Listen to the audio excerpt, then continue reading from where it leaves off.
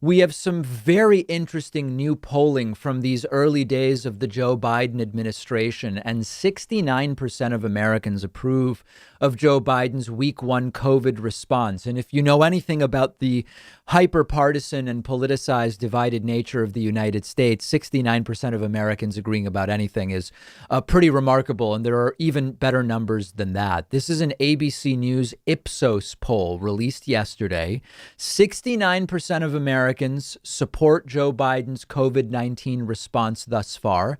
That's 97% of Democrats, 70% of independents, but very interestingly, almost half of Republicans, 40% of Republicans approve of the way Joe Biden so far has handled coronavirus. Now, in comparison, the highest approval rate that Trump ever had on the pandemic was 55%. But when was it? It was mid-March. What had Trump done in mid-March? I think it was March 12th or 15th that Trump said we're shutting down travel from China or Europe.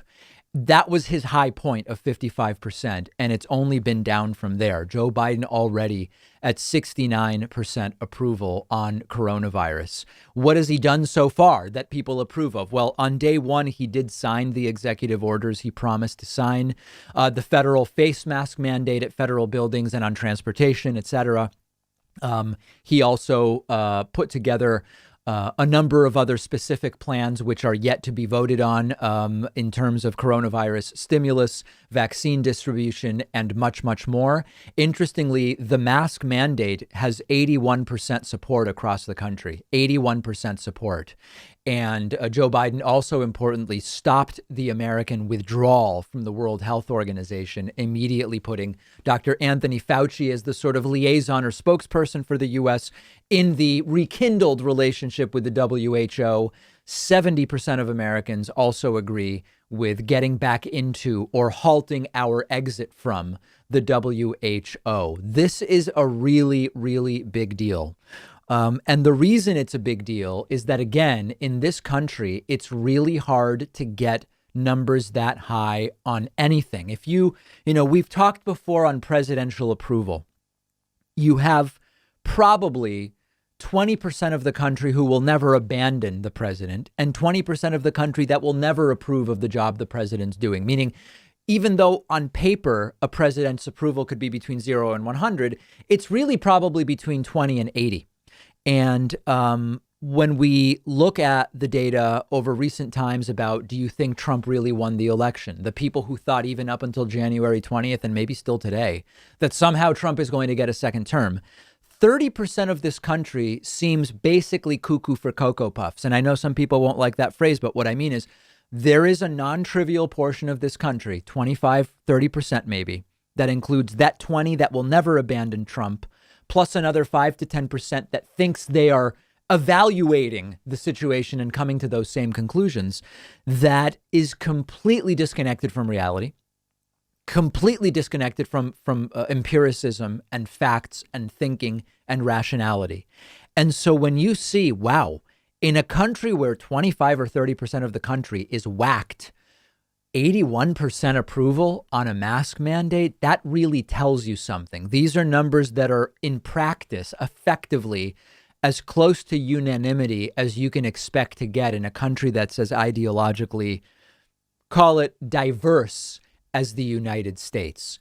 We also have from this new poll, this ABC News Ipsos poll, the question of, do you believe Joe Biden will unite the country? Now, at the top of the show, I said no. We're not, regardless of Joe Biden's efforts, I don't believe that we will see a united United States in any true sense. 57% of respondents believe that Joe Biden will make progress in uniting the country. Not a great number, but it's something. And we will continue to track all of this data. We are starting to see cases now, as I predicted months ago. This isn't because of anything Joe Biden did yet.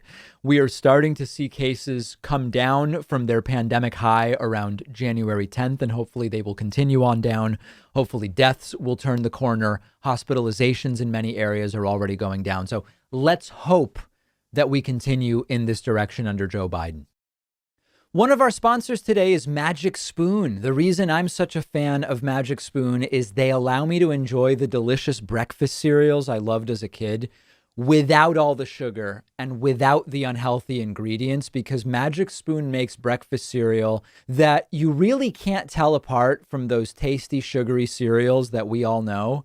But each serving of Magic Spoon has no sugar, 3 net carbs, and 11 grams of protein. So it's perfect for someone on a low carb keto diet, just anybody trying to eat healthier and cut back on the sugar.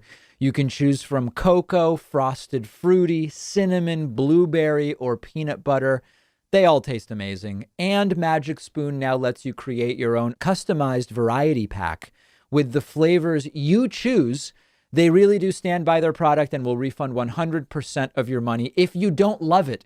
No questions asked. Go to magicspoon.com/Pakman to build your own custom variety box today. Make sure to use promo code Pakman to get free shipping. The link is right underneath this video.